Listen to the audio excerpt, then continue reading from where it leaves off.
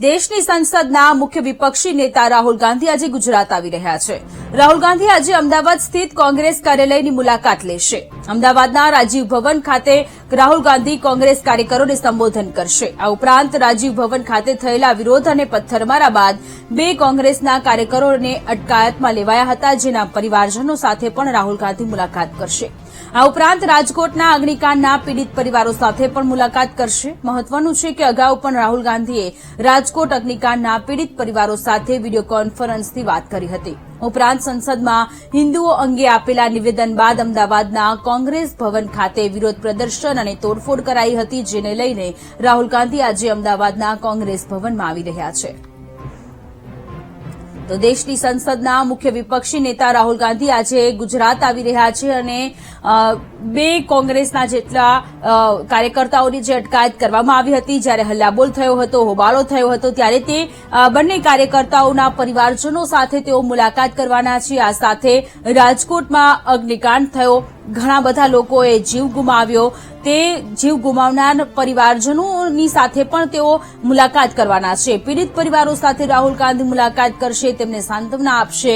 સંસદના મુખ્ય વિપક્ષ નેતા રાહુલ ગાંધી આજે અમદાવાદમાં આવી રહ્યા છે, ત્યારે અમદાવાદમાં કોંગ્રેસ કાર્યાલય ખાતે કાર્યકરોને તેઓ સંબોધન કરશે અને તેમને સંવાદદાતા અપૂર્વ ફોન લાઈન પર જોડાયેલા છે. અપૂર્વ, કોંગ્રેસ નેતા રાહુલ ગાંધી આજે ગુજરાત આવી રહ્યા છે, તેમનો શેડ્યુલ શું છે?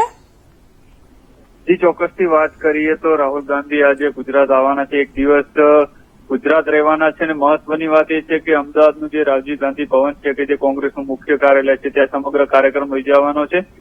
બપોરે 12 વાગે રાહુલ ગાંધી એરપોર્ટ ખાતે આવી પહોંચશે અને એરપોર્ટથી સીધા વાસણા પોલીસ સ્ટેશન જવાના છે, કારણ કે પથ્થરમારાની જે ઘટનામાં કોંગ્રેસના કાર્યકર્તાઓ કે જેમની અટકાયત કરવામાં આવી હતી તે લોકોને પોલીસ કસ્ટડીમાં વાસણા રાખવામાં આવ્યા છે.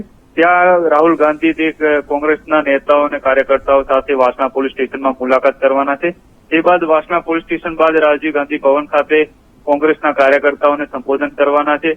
સંબોધન બાદ બપોરે 2 વાગે એ પોલીસ કસ્ટડીમાં જે કોંગ્રેસના કાર્યકર્તાઓની અટકાયત કરવામાં આવી છે તેમના પરિવાર સાથે મુલાકાત કરવાના છે, કારણ કે પથ્થરમારાની ઘટના બાદ જે કાર્યકર્તાઓની અટકાયત કરાઈ છે તેમને અત્યારે કસ્ટડીમાં રાખવામાં આવ્યા છે અને રિમાન્ડ પણ તેમના આજે સાંજે 4 વાગ્યા સુધીના છે. એટલે તેમના પરિવાર સાથે પણ તે રાહુલ ગાંધી મુલાકાત કરવાના છે અને ત્યારબાદ જ રાજીવ ગાંધી ભવન ખાતે જ રાજ્યમાં જેટલી પણ દુર્ઘટના બની છે તેમના પીડિતો સાથે મુલાકાત કરવાના છે. જેમાં વાત કરીએ તો સુરતમાં જે તક્ષશિલા કાંડ થયો હતો તેમાં જે લોકોએ જીવ ગુમાવ્યા હતા તેમના પરિવાર સાથે મુલાકાત કરશે.